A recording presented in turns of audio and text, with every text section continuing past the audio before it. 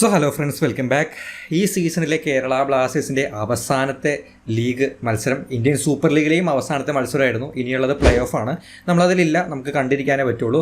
So അവസാന മത്സരത്തിൽ ഒരു വിജയത്തോടു കൂടി അവസാനിപ്പിക്കാം എന്ന് പറയുന്നൊരു മോഹം ബ്ലാസ്റ്റേഴ്സിന് ഉണ്ടായിരുന്നിരിക്കാം. പക്ഷേ ഒരു സമനിലയിൽ തൃപ്തിപ്പെടേണ്ടി വന്നിരിക്കുകയാണ്. അതും ഹൈദരാബാദ് എഫ്സിക്കെതിരെ രണ്ട് ടീമും ഓരോ ഗോൾ വീതം അടിച്ചിട്ടുള്ള സമനില. ആൻഡ് ഹൈദരാബാദിൻ്റെ ഗോളിനെ പറ്റിയാണ് ആദ്യം ഇതിനെ പറയാനുള്ളത്. ഫുട്ബോൾ കളിക്കുന്ന പ്ലേയേഴ്സിൻ്റെ ഒരു ഡ്രീം ആയിരിക്കും ഇത്തരത്തിലൊരു ഗോൾ ഏതെങ്കിലും ഒരു സ്റ്റേജിൽ നേടാന്ന് പറയുന്നത്. സോ അത് ISL തന്നെ നേടാൻ സാധിച്ചതിൽ സൗരവ് ഇന്ന് ഭയങ്കര ഹാപ്പി ആയിരിക്കും. ഈ ഒരു സീസണിലെ ഏറ്റവും ബെസ്റ്റ് ഗോളെന്ന് ഒരു സംശയമില്ലാതെ പറയാൻ പറ്റും. സോ ആ ഒരു കോൺടാക്ട്, ആ ഒരു കണക്ഷൻ, ആൻഡ് നമ്മളാണ് ആ ഒരു ബോൾ വെച്ചു കൊടുത്തത്. പക്ഷെ എന്നാലും ആ ഒരു കൺവേർഷൻ എത്ര കണ്ടാലും അടുക്കാത്ത തരത്തിലാണ് ആ ഒരു ഷോട്ട് അല്ലെങ്കിൽ ആ ഒരു ഗോൾ കയറുന്നത്. സോ ആദ്യമേ തന്നെ ആ ഒരു ഗോളിനെ അപ്രീഷിയേറ്റ് ചെയ്തുകൊണ്ട് നമ്മൾ സമനില വഴങ്ങിയെങ്കിലും അത്തരം ഒരു ഗോളിന് മുന്നിലാണ് നമ്മൾ സമനില വഴങ്ങിയതെന്ന് പറയുന്ന ഒരു ചെറിയ ആശ്വാസമുണ്ട്.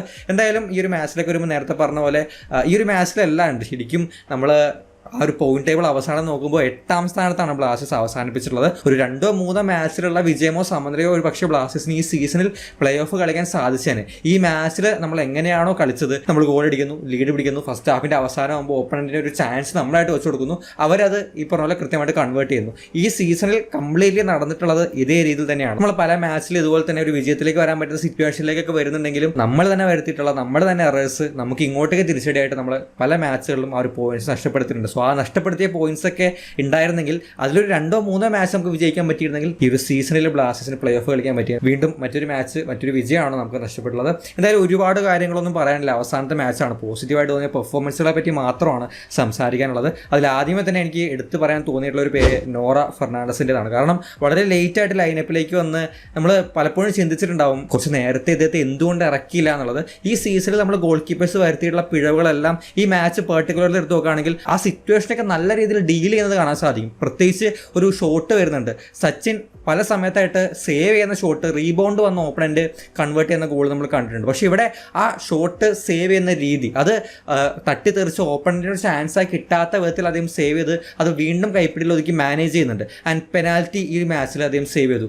ആ സിറ്റുവേഷനിലെല്ലാം നമ്മൾ വേണ്ടിയിരുന്നത് നോറയാണ്. പക്ഷേ എന്തുകൊണ്ട് നോറയുടെ ടാലൻറ്റ് മനസ്സിലാക്കാൻ പറ്റിയില്ല, എന്തുകൊണ്ട് നേരത്തെ അദ്ദേഹത്തെ ലൈനപ്പിലേക്ക് കൊണ്ടുവരാൻ പറ്റിയില്ല എന്നുള്ളത് കഴിഞ്ഞ 2 മാച്ചായിട്ട് നമ്മളെല്ലാവരും ചിന്തിക്കുന്ന ഒരു കാര്യമായിരിക്കും. സോ നോറയ്ക്ക് ഒരു പക്ഷേ ഒരു ഡിഫറൻസ് ഉണ്ടാക്കാൻ പറ്റിയാണ് സീസൺ തുടക്കം തൊട്ട് കളിപ്പിച്ചിരുന്നെങ്കിൽ. ആ ഒരു കോൺഫിഡൻസ്, ആ ഒരു സമയത്തുള്ള അതിൻ്റെ ആ ഒരു ലീഡർഷിപ്പ് എബിലിറ്റി, പല സമയത്ത് നമ്മുടെ പ്ലേയേഴ്സ് ക്രോസ് ചെയ്യാൻ വിട്ടു പോകുമ്പോഴോ അല്ലെങ്കിൽ ആ സമയത്തൊക്കെ അദ്ദേഹം അഗ്രസീവായിട്ട് അവരെ ഈ പറഞ്ഞ പോലെ ചീത്ത പറയുന്നുണ്ട്, അല്ലെങ്കിൽ ആ ഒരു സമയത്ത് ലീഡർഷിപ്പ് അദ്ദേഹം എടുക്കുന്നുണ്ട്. സോ അത്തരം സിറ്റുവേഷനിലെല്ലാം നമുക്ക് ആവശ്യമുണ്ടായിരുന്ന വലിയ എക്സ്പീരിയൻസ് എന്നുള്ള ഒരു പ്ലെയർ അല്ല. ഈ ലീഗിലാണ് അദ്ദേഹം കളിച്ചിട്ടുള്ള, ISL കളിച്ചില്ല. പക്ഷെ എന്നാലും നമുക്ക് വേണ്ടിയിരുന്നത് ഇത്തരത്തിലൊരു പ്ലെയർ ആയിരുന്നു എന്ന് തോന്നുന്നുണ്ട്. ആൻഡ് ലാസ്റ്റ് മാച്ചുകളിലൊക്കെ അതിൻ്റെ സേവുകളും അവിടെയുള്ള അതിൻ്റെ പെർഫോമൻസ് കാണുമ്പോൾ തുടക്കത്തിൽ ഉപയോഗിച്ചിരുന്നെങ്കിൽ നമ്മൾ ആദ്യമേ പറഞ്ഞ ആ നഷ്ടപ്പെട്ട പോയിന്റ്സ് ഒന്നും നമുക്ക് അങ്ങനെ നഷ്ടപ്പെടില്ലായിരുന്നു എന്നും തോന്നുന്നുണ്ട്. സോ നോറ ഫെർണാണ്ടസിന്റെ പെർഫോമൻസ് തീർച്ചയായിട്ടും അപ്രീഷിയേറ്റ് ചെയ്യേണ്ട. സൂപ്പർ കപ്പിലൊക്കെ ആണെങ്കിലും കൂടുതൽ ചാൻസുകൾ അതിന് കിട്ടേണ്ടതായിട്ട് തോന്നുന്നുണ്ട്. പിന്നെ കോറോസിംഗ് നമ്മളിപ്പോൾ പറഞ്ഞ് ഒരു സർപ്രൈസിങ് അല്ലാത്ത അല്ലെങ്കിൽ എപ്പോഴും സ്ഥിരമായിട്ട് പറയേണ്ട ഒരു പേരായിട്ട് മാറുന്നുണ്ട്. പക്ഷേ ഈ മാച്ചിൽ ഞാൻ കോറോവിൻ്റെ കൂടുതലായിട്ട് ശ്രദ്ധിച്ചിട്ടുള്ളത് അതിൻ്റെ പാസുകൾ, ബോക്സിനകത്തേക്ക് കൊടുക്കുന്ന സപ്ലൈസ് ആണ്.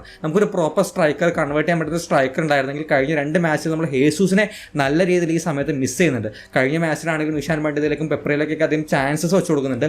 ഈ മാച്ചിലാണെങ്കിലും ഫസ്റ്റ് ഹാഫിൽ എയിമിലേക്ക് ഒരു പാസ് വെച്ച് കൊടുക്കുന്നു, ലൂണയിലേക്ക് വെച്ച് കൊടുക്കുന്നു, നോ സദോയിലേക്ക് വെച്ച് കൊടുക്കുന്നു. അവിടെ എല്ലാം റൈറ്റ് ഫുട്ടും ലെഫ്റ്റ് ഫുട്ടൊക്കെ യൂസ് ചെയ്ത് അദ്ദേഹം കൃത്യമായ രീതിയിലുള്ള ജസ്റ്റ് ഒരു പന്ത് അകത്തേക്ക് കൊടുക്കലല്ല, എങ്ങനെയാണോ ഒരു പന്ത് ഡെലിവർ ചെയ്യേണ്ടത്, ഏത് രീതിയിലാണോ, ഏത് മൂവ്മെൻ്റ് ആണോ ഒരു പന്തിന് വേണ്ടത്, ആ രീതിയിലാണ് അദ്ദേഹം ആ ഒരു പന്ത് ഡെലിവർ ചെയ്യുന്നത്. സോ ഒരു വിങ്ങർ എന്ന രീതിയിൽ റൈറ്റ് വിങ്ങിൽ ഒരുപാട് ചാൻസസ് ക്രിയേറ്റ് ചെയ്യാൻ പറ്റുന്ന കെൽപ്പുള്ള ടൈപ്പ് ഓഫ് ബോൾ ഡെലിവറീസ് അതിൻ്റെ കയ്യിലുണ്ടെന്നുള്ളത് നമുക്ക് മനസ്സിലാക്കാൻ പറ്റുന്നുണ്ട്. സോ അതിന് പറ്റിയ ഒരു സ്ട്രൈക്കർ, ഒരു ടാർഗറ്റ് മാൻ നമ്മുടെ ഈ ഒരു കഴിഞ്ഞ 2 മാച്ചിലും അല്ലെങ്കിൽ ഈ സീസണിൽ ഉടനീളം പല സമയത്തും ഹെസൂസ് കളിക്കുന്നുണ്ടെങ്കിലും അദ്ദേഹം ഇറങ്ങിപ്പോകുന്ന സിറ്റുവേഷൻസിലെല്ലാം ഒരു ടാർഗറ്റ് മാൻ്റെ ഒരു മിസ്സിങ് നമുക്കുണ്ടായിരുന്നു. സോ അത്തരത്തിലൊരു പ്ലെയർ നമുക്കുണ്ടായിരുന്നെങ്കിൽ ഈ കോറുവിൻ്റെ പല സമയത്തുള്ള പാസുകളും അത് ചില സമയത്ത് നമ്മൾ കുറച്ച് കൂടിയും കുറവായിട്ട് ഫീൽ ചെയ്യുന്നുണ്ട്. പക്ഷേ ഒരു പ്രോപ്പറായിട്ടുള്ള പൊസിഷനിങ്ങും പ്രോപ്പറായിട്ടുള്ളൊരു ആൻറ്റിസിപ്പേഷനും നമ്മുടെ സ്ട്രൈക്കേഴ്സ് ഉണ്ടായിരുന്നെങ്കിൽ ആ ബോളെല്ലാം കൃത്യമാണ്. അത്തരത്തിലുള്ള ബോളുകൾ വിങ്ങേഴ്സിൽ നിന്ന് കിട്ടുക എന്ന് പറയുന്നത് വളരെ റയറായിട്ടുള്ള കാര്യമാണ് ഇന്ത്യൻ സൂപ്പർ ലീഗിൽ. സോ അങ്ങനെയുള്ള ബോളുകൾ കിട്ടുമ്പോൾ അത് കൺവേർട്ട് ചെയ്യാൻ പറ്റുന്ന ഒരു പ്ലെയർ നമ്മുടെ ബോക്സിനകത്ത് വേണമായിരുന്നു. അത് ഈ ഒരു മാച്ചിൽ കൂടി നമുക്ക് മനസ്സിലാക്കാൻ പറ്റുന്നുണ്ട്. ആൻഡ് മറ്റൊരു പ്ലെയറിലേക്ക് വരാണെങ്കിൽ ഈ ഒരു മാച്ച് മാത്രമല്ല, കഴിഞ്ഞ കുറച്ച് മാച്ചുകളായിട്ട് നമ്മൾ പറയാൻ വിട്ടുപോകുന്ന ഒരു പേരാണ് ഡാനിഷ് ഫാറൂഖിൻ്റെത്.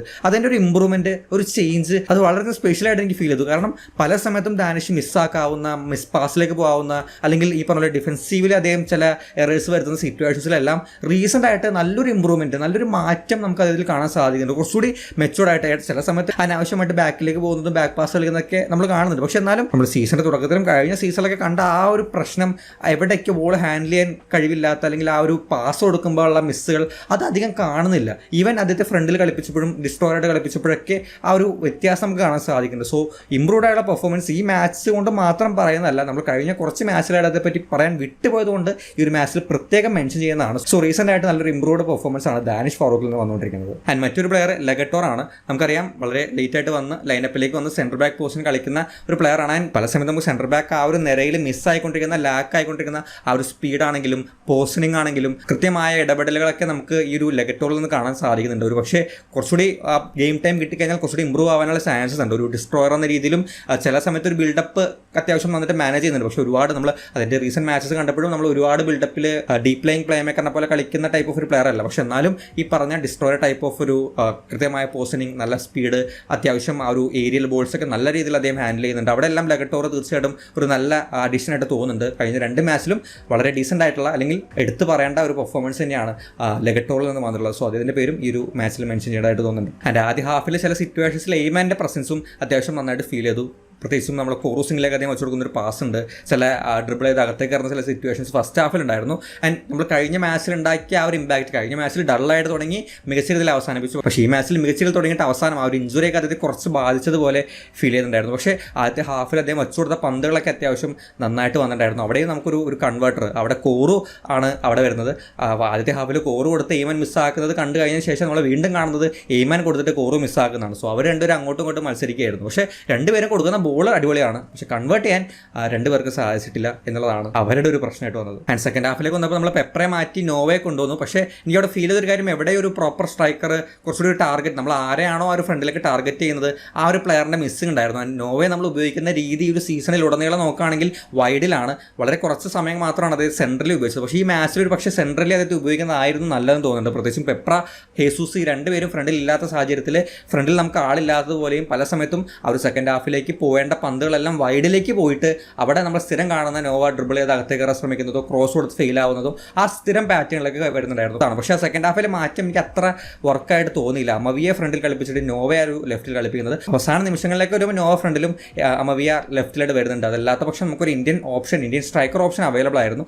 അദ്ദേഹത്തെ അമവിക്ക് പകരം ഫ്രണ്ടിൽ പരീക്ഷിക്കാമായിരുന്നു. ഒരിക്കൽ ചേഞ്ച് ആ ഒരു സബ്സ്റ്റിറ്റ്യൂഷൻസ് അത്ര നന്നായിട്ട് വർക്കായതുപോലെ ഫീൽ ചെയ്തില്ല. ഒന്നല്ലെങ്കിൽ നോവയെ ഫ്രണ്ടിൽ കളിപ്പിക്കാമായിരുന്നു, അല്ലെങ്കിൽ ഇഷാൻ പണ്ഡിതെ കൊണ്ടുവരാമായിരുന്നു എന്നുള്ളൊരു അഭിപ്രായം കളി കണ്ടപ്പോൾ എനിക്ക് ഫീൽ ചെയ്തിട്ടുണ്ടായിരുന്നു. ആൻഡ് ലൂണയെ പറ്റി ഒരു സീസണിൽ ഒരു വലിയ ഡിസ്കഷൻ തന്നെ വരാൻ ചാൻസസ് ഉണ്ട്. 2 രീതിയിലുള്ള അഭിപ്രായങ്ങൾ വരാൻ ചാൻസസ് ഉണ്ട്. ഒരു മോശം സീസണാണ് ലൂണയെ സംബന്ധിച്ച്. അതിൻ്റെ പ്രീവിയസ് കണക്കുകൾ പരിശോധിക്കുമ്പോൾ in terms of goals and assist ആ രീതിയിൽ നമ്മൾ നോക്കുകയാണെങ്കിൽ ഒരു ഡള്ളായിട്ടുള്ള സീസണായിട്ട് പറയാം. പക്ഷേ അതും സ്റ്റിൽ ട്രൈ ചെയ്യുന്നുണ്ട്. ഈ ഒരു മാച്ചിലാണെങ്കിലും അത്യാവശ്യം നല്ല ബോളുകൾ, ഒരു ഗോൾ സ്കോറിംഗ് സിറ്റുവേഷനിലേക്ക് എത്താൻ പറ്റുന്ന ബോളുകൾ തന്നെ നോവയിലേക്ക് വെച്ച് കൊടുക്കുന്നുണ്ട്. ഫസ്റ്റ് ഹാഫിൽ കോറൂസിംഗിലേക്ക് വെച്ച് കൊടുക്കുന്നുണ്ട്. ആൻഡ് ഓവർ ഹെഡ് ബോളുകൾ അത്യാവശ്യം നന്നായിട്ട് വരുന്നുണ്ടായിരുന്നു. പക്ഷേ എവിടേക്കും നമ്മൾ ആ ഒരു എനർജറ്റിക് ലൂണ അല്ലെങ്കിൽ ഗോളുകൾ അടിക്കുന്ന ഒരു മാച്ചിന് 2 നല്ല അവസരങ്ങൾ അതിന് കൺവേർട്ട് ചെയ്യാൻ സാധിച്ചിട്ടില്ല. ഒരു പക്ഷേ ആ ടാക്ടിക്സ് ആണെങ്കിൽ കോച്ച് മാറി ആ ഒരു സിസ്റ്റത്തോട് അഡ്ജസ്റ്റ് ചെയ്യാൻ പറ്റുന്ന കാര്യങ്ങൾ ആൻഡ് അതിൻ്റെ പോഷൻ നോക്കുകയാണെങ്കിൽ ഈ സീസണിൽ കുറച്ച് ഡ്രോപ്പ് ചെയ്തിട്ടാണ്. എന്തായാലും അതിനെപ്പറ്റി നമുക്ക് ഡീപ്പായിട്ട് സംസാരിക്കേണ്ടിയിരിക്കുന്നു. സോ അത് നമുക്ക് പിന്നെ ഒരു സെപ്പറേറ്റ് വീഡിയോയിൽ ചെയ്യാം. സോ ഇത്രയും പേരൊക്കെ ഉള്ള ഒരു ഇമ്പോർട്ടൻ്റ് ആയിട്ട് അല്ലെങ്കിൽ എടുത്തു പറയേണ്ട പോസിറ്റീവായിട്ട് തോന്നിയ ഒരു മാച്ചിൽ പ്ലേയേഴ്സായിട്ട് വരുന്നത്. എന്തായാലും മറ്റൊരു ISL സീസൺ അവസാനിക്കുമ്പോൾ പ്രത്യേകിച്ച് ഒന്നുമില്ല. ഡ്യൂറൻ കപ്പും ഇല്ല, ISL പോയി, ഇനി സൂപ്പർ കപ്പാണ് ആകെയുള്ള പ്രതീക്ഷ. എവിടേക്കും ഒരു മാച്ചിൽ പോസിറ്റീവ് റിസൾട്ട് വരാത്തത് നന്നായെന്ന് തോന്നുന്നുണ്ട്. സൂപ്പർ കപ്പിലെങ്കിലും ഒരു കുറച്ചുകൂടി ഇമ്പ്രൂവ് ആയിട്ടുള്ള ഒരു കോച്ചിനെ കൊണ്ടുവന്ന് കുറച്ചുകൂടി നമുക്കൊരു സെറ്റ് ഓഫ് പ്ലേയേഴ്സിൻ്റെ ആറ്റിറ്റ്യൂഡൊക്കെ മാറി ഗെയിം സ്റ്റൈലൊക്കെ കുറച്ച് ഡിഫറൻസ് ഒരു നെക്സ്റ്റ് സീസണിലൊക്കെ ബിൽഡ് ചെയ്യുന്ന രീതിയിൽ സൂപ്പർ കപ്പ് തൊട്ടേ തുടങ്ങാൻ ടീമിന് സാധിക്കുമെങ്കിൽ എന്തെങ്കിലുമൊക്കെ ഒരു ചേഞ്ച് വരുമെന്നൊക്കെയാണ് പ്രതീക്ഷിക്കുന്നത്. 11 വർഷമായിട്ട് നമ്മൾ പ്രതീക്ഷിച്ചുകൊണ്ടേയിരിക്കുകയാണ്. എല്ലാ സീസണിലും പറയുന്ന പോലെ അടുത്ത സീസണിലെങ്കിലും എന്തെങ്കിലും മാറ്റം, പ്ലേ ഓഫിലേക്ക് കയറാനും കപ്പടിക്കാനൊക്കെ പറ്റുന്ന ഒരു ആറ്റിറ്റ്യൂഡും ആ രീതിയിലുള്ള ഒരു തയ്യാറെടുപ്പും ബ്ലാസ്റ്റേഴ്സിൻ്റെ ഭാഗത്ത് വരുമെന്നും അത് സക്സസ്ഫുള്ളായിട്ട് എക്സിക്യൂട്ട് ചെയ്ത് സീസണിൽ നല്ല പെർഫോമൻസ് കാഴ്ചവെക്കാൻ സാധിക്കുമെന്നൊക്കെ പ്രതീക്ഷിക്കാം. എന്തായാലും മറ്റൊരു സീസൺ അവസാനിക്കുകയാണ്. എന്തായാലും ഈ ഒരു മാച്ചിനെ പറ്റിയും ഈ ടോട്ടൽ സീസണിനെ പറ്റിയുള്ള നിങ്ങളുടെ അഭിപ്രായങ്ങൾ കമൻറ്റ് ബോക്സിൽ ചേരാൻ ശ്രമിക്കുക. നമുക്ക് എന്തായാലും മറ്റൊരു കാണാം. Bye.